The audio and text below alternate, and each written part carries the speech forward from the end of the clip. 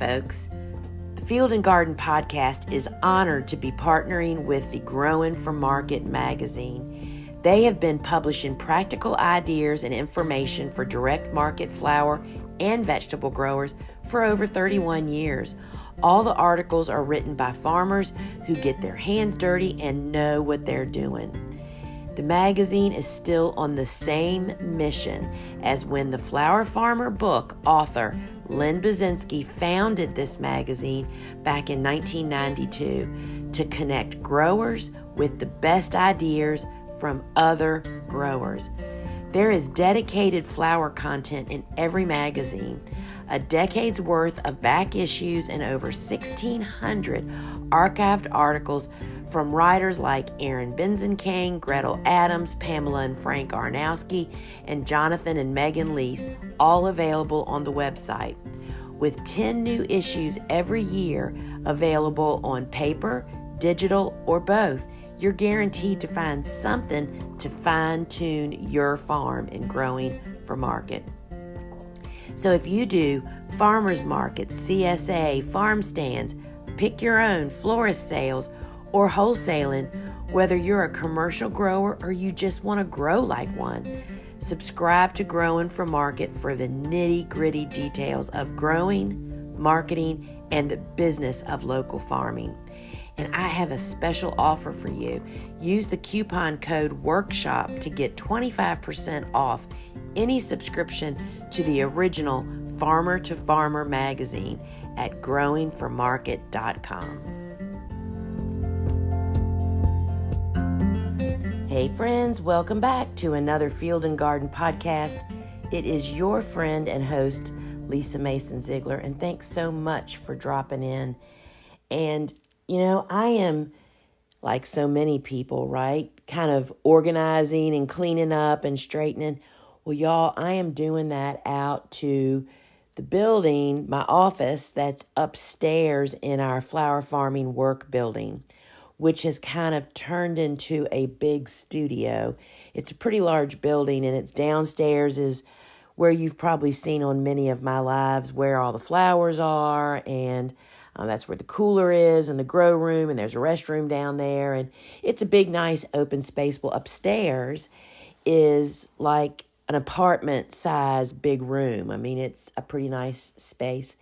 Anyway, that's been my office for 10 or 12, maybe. How long has that been? It's actually more like 15 years. So it went through a lot of stages of uses. So in the very beginning, it was where I was able to move my little growing business out of my upstairs bedroom in my bungalow home. I needed a space. I was starting to sell flowers. I had paperwork. Of course, back then, everything was paper. So that's where it started. It was my home office, basically upstairs in this work building. But as the gardener's workshop started to grow, then all of a sudden, Suzanne had a desk up there also as we started. And then we brought Kelly, my niece, on board about 12 or 13 years ago. I'm not sure about these timelines. I do know that Kelly has been with us that long. But when she first started working for me, she was primarily a seed starter. And then she kind of has evolved to where she is today, where she heads up our whole tech department, course department. Anyway, so then Kelly had a desk up there. So we now had 3 desks. Then as the business began to grow, we brought a 4th person on that needed a desk up there. So there has been, and I then began, after we moved the gardener's workshop off the farm to a business building that's away from here, we just took all the stuff that we needed, and my office was kind of left with 2 decades of my stuff, notes, conference notes, ideas. I found a partial manuscript for a book that never got off the ground. I found so much great stuff, y'all.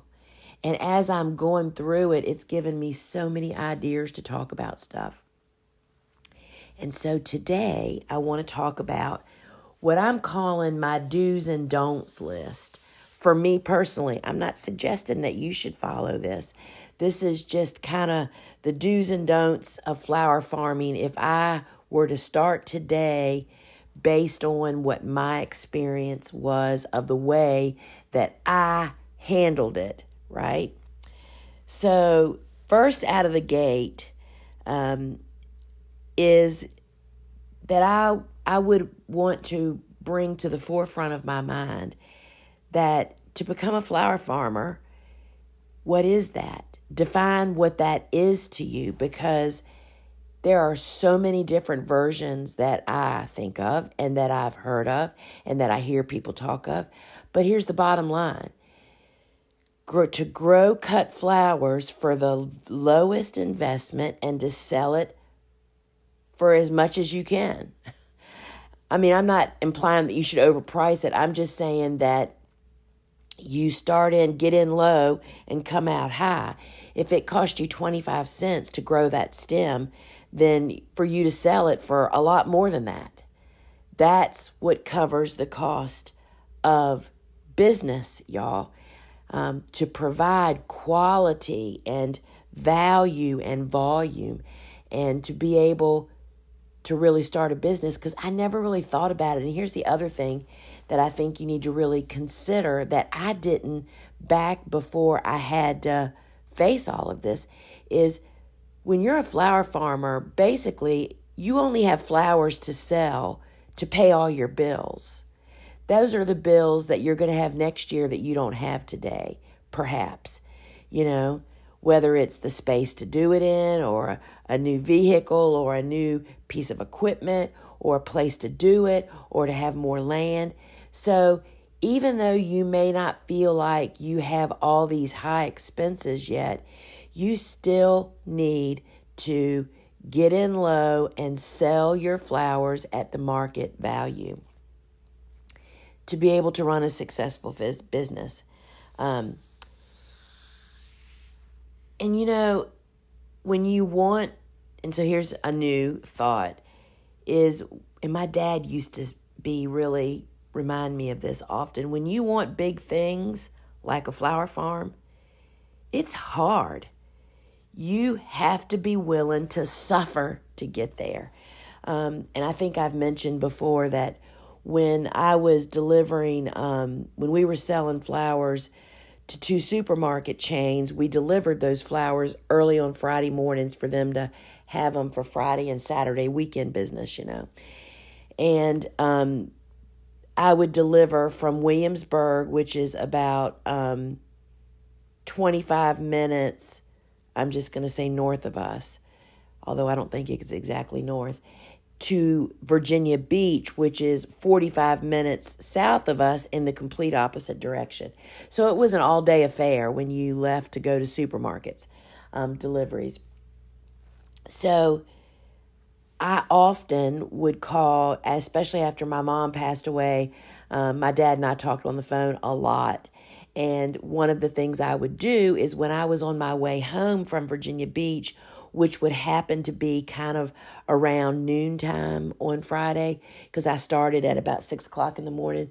I mean, the traffic coming from Virginia Beach back to Newport News is horrendous. If you've ever heard of the Hampton Roads Bridge Tunnel, it's like you just can only count on one thing. You can't count on it. So always when I would be coming back, traffic would be dead stopped, 5 miles from the tunnel, which means you creep the whole way. Well, that's when I would call my dad. I would call him when we were in this kind of standstill, and I would be belly aching about whatever the failure, the screw up, or the problem of the day.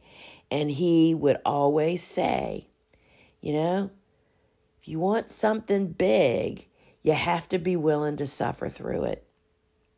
And that's the bottom line, friends. You're supposed to suffer.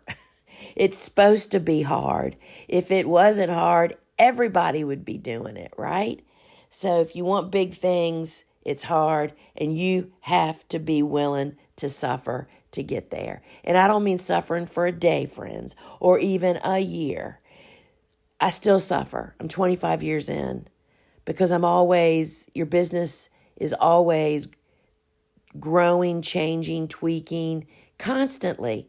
And every time you do that, there's a whole new line of sufferings available to you. And then here's another really good one. If you don't quit, you'll make it. Oh my goodness. I see and I hear from my students over and over again. I mean, they fail one time and they think they're a failure and that a flower farming business won't work for them where they live. I mean, you just can't quit. Friends, if you don't fail every single day at least once, you're not trying hard enough. If you don't quit, you will ultimately make it. If you want it bad enough. And so I was doing a podcast, actually talk with Jonathan Lease of Springforth Farm earlier this week. And I just really, Jonathan and Megan are a young family, smart farmers, super smart farmers. I mean, I was so impressed when they brought their course that we published, the No-Till Micro-Scale Flower Farm. And I was so impressed with the content of their course, but I was even more impressed as I have become lifelong friends with them now and talk to them from time to time and hear what they're doing and how they're handling situations. And so he and I were chit-chatting before we did this podcast the other day, talking about the problems of cover cropping, particularly related to no-till or challenges. And I said, Jonathan, I'm finding 25 years in, this is our 25th anniversary year, that 2023 is for the Gardener's Workshop, that each year it just gets easier and easier. And I said, it's so hard for people to believe that Bobo and I literally only work on the farm at farming 2 days a week, and that's only about a 6-hour day. She comes at 8 and leaves at 2. And we manage what basically I would guess is about a half-acre working cutting garden, producing a ton of flowers in that a little amount of time. But that's a result, y'all, of 25 years of wisdoms, experiences, and acquiring the tools and equipment that make it quick and easy for us. So the only way to get comfortable and to make flower farming livable, to make it lower stress, is to do it over and over and over again. You learn that all these things that have your britches in a knot right now, 2 years from now, you're going to forget totally about that because you're going to master it. And what Jonathan shared, he said, well, for us, and I totally agree with what he said, is you learn to let it go. When you fail, like right now, let's just say that you are one of the people that I just read about the other day that planted your new flower farmer and you jumped straight to tulips because you think they're so beautiful and you're sure you can sell them even though you really don't have any customers yet. And you don't necessarily have all the pieces to successfully grow tulips, whether that's knowledge or a cooler or, as I mentioned, a list of customers waiting for them. That, you're like got a knot in your gut because they're all of a sudden starting to pop up and you're thinking, oh my gosh, it's only January and my market doesn't start till June. What am I going to do with all those flowers? Well, what you come to realize is that you learn to let go of your big mistakes like that. There is nothing you can do right, except for finding customers, right? Red flare, if you grew tulips, you better have customers typically much earlier than you normally do or a way to sit on them. And so Jonathan shared that they've learned to roll with the punches of their failures and screw-ups And what that leads you to, as he said, is to have plan B. I always have a backup plan for the backup plan.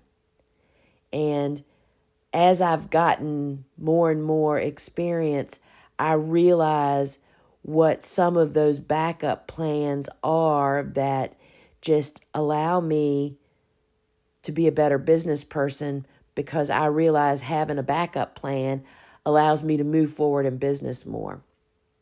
So the only way to get comfortable and livable with being a flower farmer is to do it, and to realize that mistakes happen every single day, and you have to learn how to create space between that stress and your reaction. You have to learn that that is a part of business. The road to success is paved with dollar bill marks and stress and stresses. And you have to train yourself how to react to those or not react. And that's the way you get to become a successful business person. Things that used to light me on fire 10 years ago, now I say, now I can calmly consider, as I'm listening at a staff meeting, let's just say, and something will come up that has somebody very upset. And it's like, I'll listen. And instead of getting involved in that emotional reaction, I see the solution clearly. And that's what doing it does for you. And here is one that I see that it took me a long time to swallow, was to claim the failures. When I fail, I can definitely look back now and it's like, no wonder I failed. Failures are our fault, y'all. Very few failures are not avoidable. Meaning, because you've done something and failed, people say, well, where I live, that won't work. Well, I don't always agree with that. You just haven't found the right way. I mean, there's almost always a workaround or something that can be changed. We have to claim our failures. And it's like you just haven't found the right door. You're not knocking on the right door yet. And to have that power to get up and do it again and again and again is really, really hard, because it's really hard to say, well, that was my fault.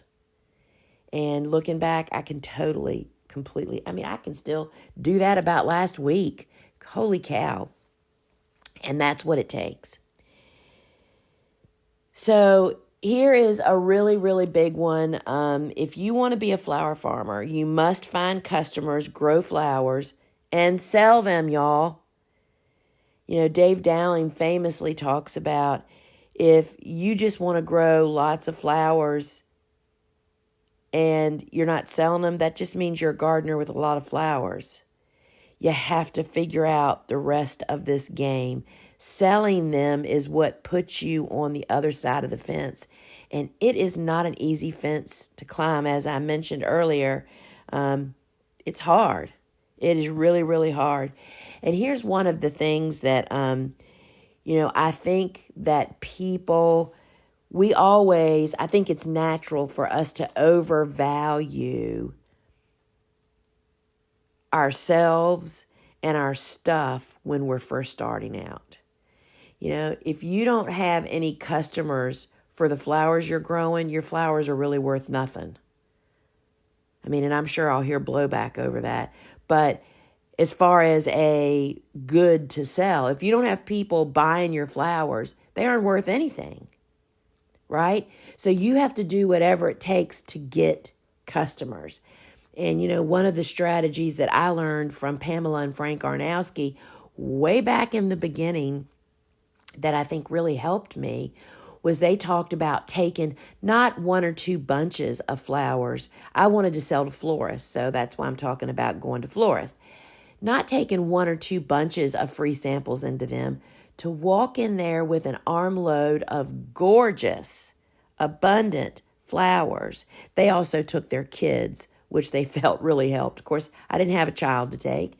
So to walk in there with an armload of gorgeous flowers, lay them up on the counter, flowers facing the customer, and say, I'm Lisa Mason Ziegler, and I am starting out growing cut flowers, and I wanted to bring you the samples of my flowers for you to have to see what the quality is, if I know how I condition them, and to just experience my flowers. I'm going to be sending you a list every Tuesday morning, if you'd like it, with a list of what I have, how much it costs, and when I'd be bringing it to you. I'll call you in just a few minutes after I send the list. I hear people saying, oh my gosh, I would never give away that many flowers. You are worth so much more. Your flowers are worth so much.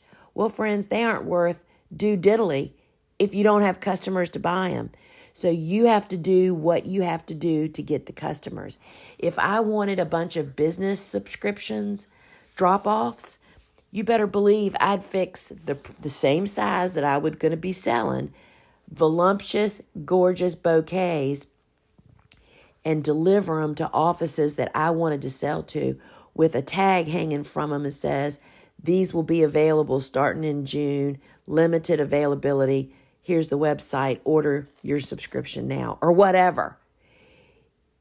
You're not worth anything until you actually have customers willing to pay you for it. And I think that's a big one, and I think people really do tend to now, once you got customers, there's a different story there. But you have to do something. If you don't have customers, they aren't worth anything, right? So if I wanted to stay stuck starting a flower farming business, this is what I would do. I'd start tomorrow. Don't do it today. I hear this over and over and over again, and I was kind of stuck there. I was so fortunate to have a man as my partner that gently pushed me over the edge to get started. So if you want to know how to not ever have a successful flower farm, number one, start tomorrow. And here's another one that I find, particularly as a person that teaches courses, is number two is to read lots of books and take courses and then do nothing with them. Just study them, prepare, plan. Just stay in that mode. That is the best way to never start a flower farm. And then number three that I find, and this is probably a hole that is so easy for everyone to fall into, is to take advice from people who don't have a successful flower farm, who haven't done it. That's like if you wanted to make a lot of money and you were trying to figure out how to do it, you'd ask your friends that have no money how to do it, right? That's a simple way to do it. I heard somebody say that. And so you have to really don't waste your money, your brain space, and your time and your morale taking advice from people that haven't done it. Here's a great example. So oftentimes people will, even in my course closed groups, people will post a picture of what's eating my plant. And I often, depending on what time limit I have, I want to say when I see that is, why are you wasting your time asking other people that are just like us that don't know? Go straight to the horse, which would be, in my opinion, if you're in the United States anyway, go straight to your extension agent office. They're sitting down there with 50 books and resources and online resources where they can instantly look it up and then advise you for what the norm is in your area. They're familiar with all of that. Why waste time asking other people that don't probably know any more than you know, right? So, that's just an example of pick your resources carefully because you don't have a lot of time to waste, whether you're talking about something that's eating your plants or a harvest question. go to good resources. So you need to go to the people that have actually done it. And then the other thing that I think was really helpful and a big part of why I'm successful. Sorry, coffee break, y'all.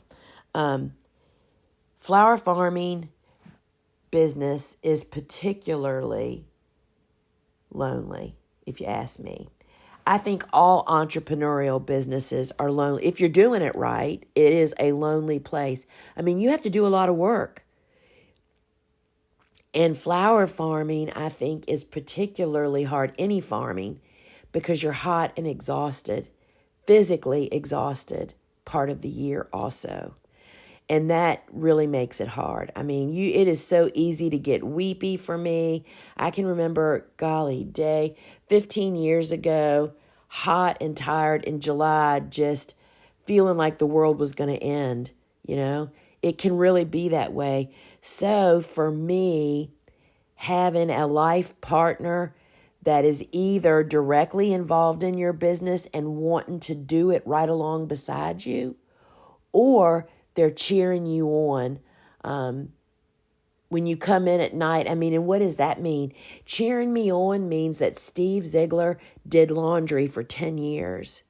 If Steve had not just stepped in and started doing laundry during my high production years, we would have had no clean underwear at this house. That was cheering me on, right? And his willingness to on the nights that I was supposed to be cooking dinner, that I didn't, because, we ran into a problem and I was still cutting flowers when I can remember him pulling in the driveway at dusk, because he also owns a business, right? Pulling in, he was just as tired. He's a plumber, y'all. That is hard work. And I'm still out in the field cutting flowers back in the days before I had figured all this out. And him being willing to come in the house and figure out something for dinner without belly aching, and he just did it. Wasn't always the greatest, but he did it. And that's what's cheering on. That's the kind of partner. I mean, if you're a young person and you're still shopping for a partner, that's what I'd be looking for. Somebody that wants to come alongside you and either have the same goals, not really goals, but have the same future in mind, or are willing to support you to actually do it, right? And here's another thing and I'm sure he'll blow back over this too, but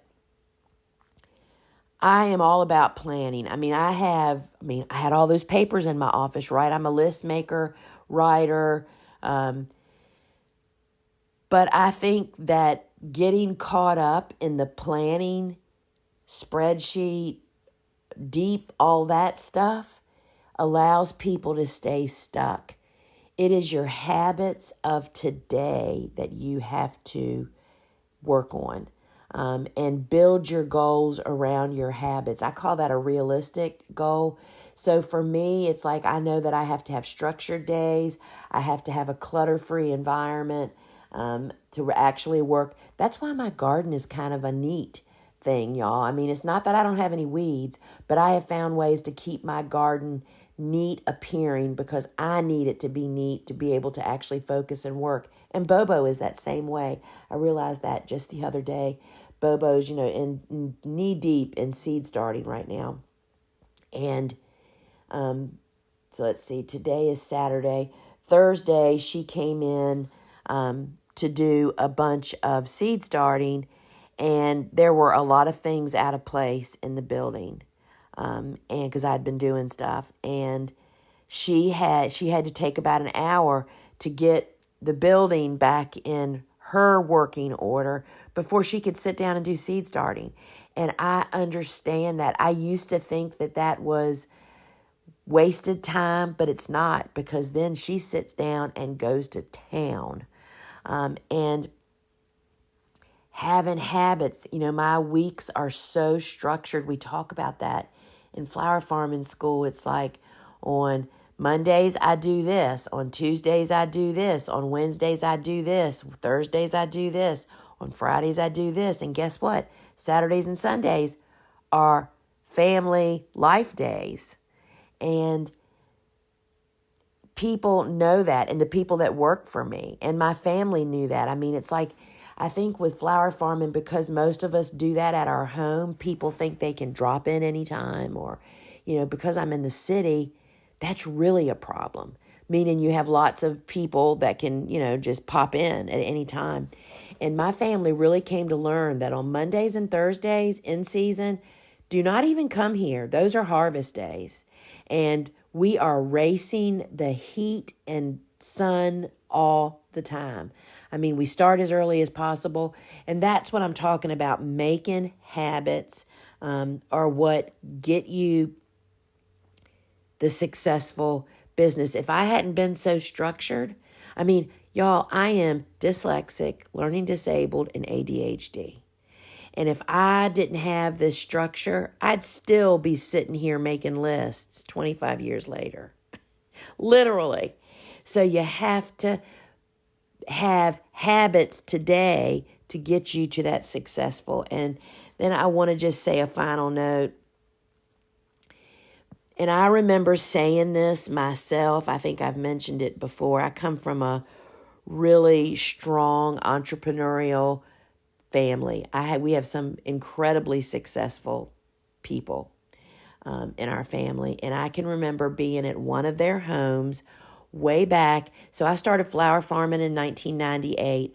I launched the Gardener's Workshop version of the selling stuff and teaching people for money in 2005. And I can remember being and that was how I launched a direct sales company. Excuse me, I'm losing my voice all of a sudden. Where we would do basically home parties, but we did workshops in people's homes, teaching them how to garden, and then we had the stuff they needed to do it with, right? Well, I was at one of my cousins, Steve's cousins' homes, doing that, and her husband popped his head out and said, this is just such a dynamite idea. I think, what you're doing is so great, da-da-da-da. And I said, hey, I just want to do what I'm doing right now. It's all the back stuff that is making me crazy. I don't want to do book work. I don't want to do all the other, figuring it out, the cash flow, the money part. I just want to be out here teaching people how to do it and handing them the stuff. And he said to me then, every entrepreneur feels that way. But being an entrepreneur means you have to include that. So you have to want it more than you hate doing those things that you need to do to get there. I hear every day in our closed Facebook groups that the planning's making them crazy, the no customer part, finding customers, the selling is making them crazy. All they want to do is stay home and farm and play with their dogs. Well, we all feel that way, friends. You're not any different. It's not that you are any less of an entrepreneur than anybody else. That is being an entrepreneur. Loving one part more than you hate the other part, so you do them. Does that make sense? I mean, oh my gosh. It's kind of crazy. But I also want to remind you that the one thing that can carry you through all of these steps, and I still work on this today, big time, is to learn how to slow the reaction down when you face issues. Meaning if it's a problem, your first reaction is, oh my gosh. You have to build a wall between that and your reaction. So you have longer to crawl over before the reaction gets to where it's going. Does that give you a visual? And the example that I heard somebody use is a thermos. How it's hot on the inside and it's not affected by the outside air. You have to thicken your walls, your reactions. And I could say this to myself every stinking day, y'all. So that's what I'm thinking is kind of some of the do's and don'ts that I wished I would if I had to do a replay of my business life, these are things that I wished I'd have known about, things I'd have focused on, because let's be honest, learning how to grow flowers in any kind of volume, even a small volume, is a learning curve. Then if you're also starting a business and you're not a business person, that is that's like trying to eat an elephant in one bite. So these are all normal issues and problems. So friends, if you're enjoying the Field and Garden podcast, you can help me so much. If you're listening to this over on my YouTube channel, subscribe so you don't miss a future episode. Give us a like, and that helps us so much. And if you're listening on your favorite podcast app, please drop a review. And it doesn't have to be but a few words. 4 words qualifies. And the more reviews we get, the more people they show the podcast to. And I just so appreciate all of you and all your comments. And I read all of the reviews. And yes, I read yours too. I read them all, the good and the bad. And, this podcast is brought to you by thegardenersworkshop.com, which is our platform that includes tons of resources. Our sister podcast, which is Seed Talk with Lisa and Lane, our online videos, a library of our online courses, as well as our garden shop that sells the same tools, seeds, and supplies that you hear me mention and that I use here on our farm, as well as my books. And friends, thanks for dropping in, and until we meet again, ciao. Hey friends, I wanted to share with you a super encouraging note that I received during Christmas from Jennifer of Illinois. And I just can't tell you how much these kind of notes just fuel me. And I just wanted to share it with you. It's super sweet. It says, I'll be starting my 5th season in 2023 and wanted to thank you again for inspiring me to keep going and to keep my outfit realistic and manageable. Learning from you is a privilege. And then it had loved Jennifer. But in there, she had a little laminated card that I am actually putting on my desk to join a couple other type things like this that I have in there. And it says, when I wasn't sure if I could keep going because of how hard it was, you were there to show me it wasn't going to be easy, but it was going to be worth it. Friends, I just can't tell you how true that is. Thank you, Jennifer, for your kind words, and I'm sharing them in the hopes that they're going to help other people know to keep on going.